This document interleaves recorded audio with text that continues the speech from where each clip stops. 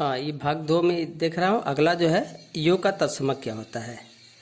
तो ये तत्समक देखो, ये परिभाषा पहले में लिख दिया गया है। यदि किसी पूर्ण संख्या, पूर्णांक अथवा परिमेय संख्या में, तीनों में, यह पूर्ण संख्या हो, पूर्णांक हो अथवा परिमेय संख्या हो, यदि इसमें शून्य जोड़ दिया जाए तो फिर से वही संख्या प्राप्त होती है। यदि वही संख्या प्राप्त होती है तो उस शून्य संख्या को, ये हमारा योग का तत्समक अवयव कहलाता है।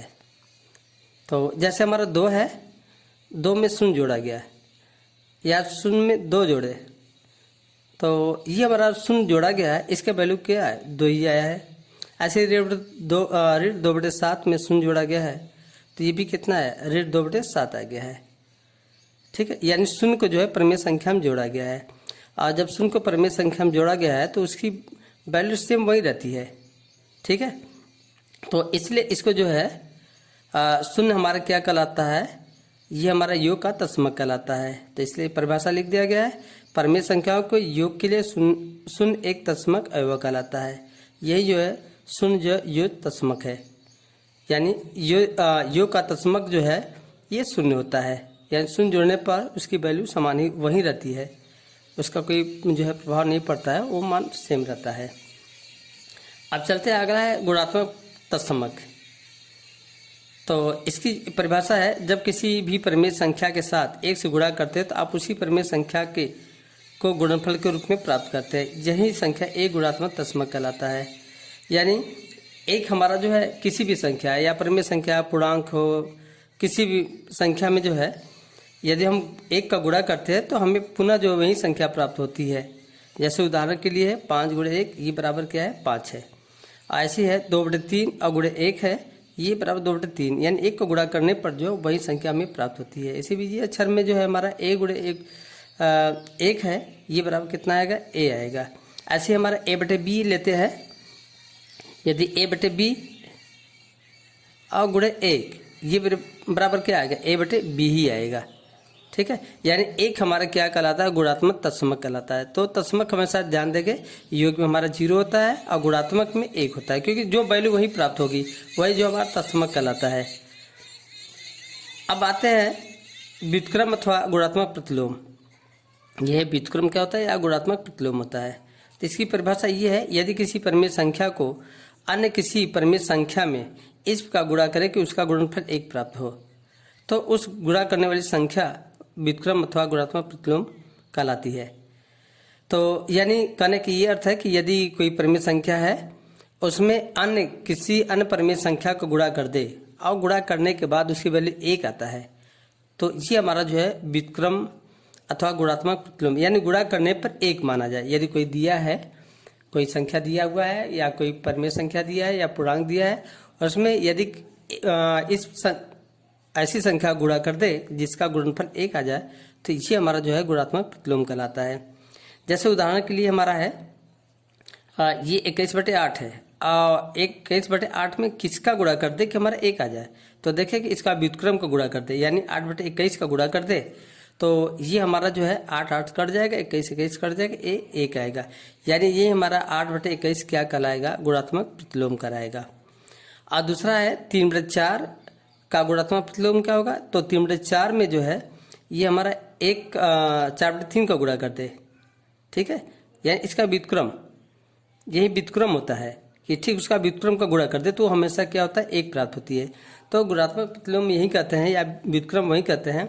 तो जो दिया हुआ संख्या उसी का व्युत्क्रम का गुणा कर देते हैं, तो ये हमारा जो है व्युत्क्रम या गुणात्मक प्रतिलोम करा। जैसे 3/4 अभी लिया गया है, गुणे 4/3 का गुणा कर दे, तो 3 ऊपर नीचे कट जाएगा, ये 4 कट जाएगा, ये वैल्यू कितना आएगी, 1 आएगी। और ये है हमारा जो है तीसरा है a/b गुणे, यानी a/b का गुणात्मक जो है या उसका व्युत्क्रम क्या होगा, तो देखे b/a कर दे, तो b कट जाएगा, a कट जाएगा, ये बराबर 1 आएगा। एक और उदाहरण ले रहा हूँ, जैसे 5 है, 5 का गुणात्मक प्रतिलोम ये हमारा होता है 1/5 होता है। ठीक है, 5 को हम लिख सकते हैं, 5/1 लिख सकते हैं, तो इसका जो है गुणात्मक प्रतिलोम हो जाएगा 1/5, यानी 5 कट जाएगा, ये बराबर कितना आएगा, 1 आएगा। तो एक चीज और ध्यान देंगे, जैसे शून्य का कोई गुणात्मक प्रतिलोम नहीं होता है। यदि शून्य में कोई ऐसी संख्या नहीं है जिसमें गुणा कर दे तो एक आ जाए, क्योंकि शून्य में किसी भी संख्या गुणा कर दे हमेशा 0 आएगा। तो शून्य का कोई गुणात्मक प्रतिलोम नहीं होता है, ये ध्यान दोगे। अब अगला लेते हैं योज्य प्रतिलोम, यानी योज्य प्रतिलोम का इसका भी परिभाषा देखो लिखा है। यदि किसी दिए हुए परिमेय संख्या में अन्य किसी परिमेय संख्या को जोड़ दे जिससे योग शून्य हो जाए तो उस जोड़ने वाली संख्या को योज्य प्रतिलोम कहते हैं। तो कहने का अर्थ ये है, यदि कोई परिमेय संख्या है या पूर्णांक है या पूर्ण संख्या जो भी है या प्राकृतिक संख्या जो भी है, उसमें अन्य किसी संख्या को जोड़ दे, यदि जोड़ने पर उसका योगफल शून्य आ जाए तो ये हमारा योज्य प्रतिलोम कहलाता है। तो एक चीज ध्यान दोगे, योज्य प्रतिलोम में चाहे धन हो चाहे ऋण हो, यदि धन है ठीक वही संख्या ऋण में जोड़ दे, ऋण करके जोड़ दे तो क्या हो जाएगा, 0 हो जाएगा। जैसे 5 में ऋण 5 जोड़ दे 0 हो जाएगा, ऋण 5 में धन 5 जोड़ दे तो 0 हो जाएगा। केवल होता क्या, अंतर क्या होता है कि केवल ऋण लगा देते हैं, धन है तो ऋण लगा देते हैं, ऋण है तो धन लगा देते हैं। जैसे उदाहरण के लिए हमारा 2/3 का योज्य प्रतिलोम, ये हमारा क्या होगा, ये इसमें 2/3 है ना, तो ऋण जोड़ दे इसी के बराबर जो है जोड़ दे, लेकिन ऋण लगा कर तो 2/3 का योज्य प्रतिलोम क्या होगा, ऋण 2/3 होगा। क्यों, ऋण लगा गया, दोनों को जोड़ देकर 0 आ जाएगा।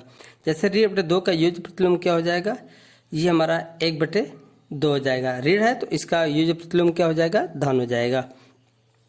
और ए का योज्य प्रतिलोम हमारा हो जाएगा ऋण ए हो जाएगा। यदि धन ए है तो क्या होगा, ऋण ए होगा। और ऋण a/b का योज्य प्रतिलोम क्या हो जाएगा, a/b होगा। यदि ऋण है तो ये धन हो जाएगा। तो ये हमारा कहलाता है योज्य प्रतिलोम कहलाता है। तो ये तो हो गया 3 चीजें, और शेष बाद में होगा।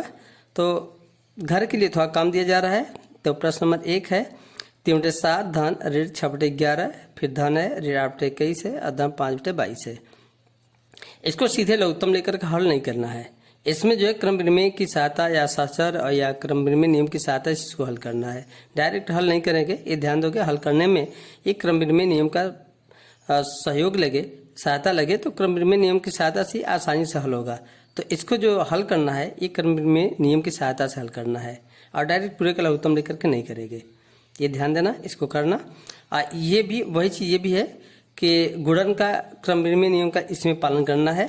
ये नहीं कि सभी को जो गुणा कर दिए अंश का और फिर हर का गुणा कर दिए, इसको हल कर लिए, ठीक है, बाद में काट देंगे, ये इस मेथड से नहीं करना है। यानी क्रम विनिमय नियम से यदि करेंगे तो एकदम छोटा में आएगा और आसानी से आ जाएगा। तो इसलिए जो है ध्यान देना कि इसमें कौन किसके साथ लिया जाए, कि 2 पार्ट और शासन नियम का पालन करें, ताकि ये जो है आसानी से हल हो जाए। तो ये है, ये दोनों क्रम विनिमय नियम की सहायता से हल करना। यदि कोई प्रॉब्लम होगा तो मैसेज के द्वारा भेज देना। ठीक है, धन्यवाद।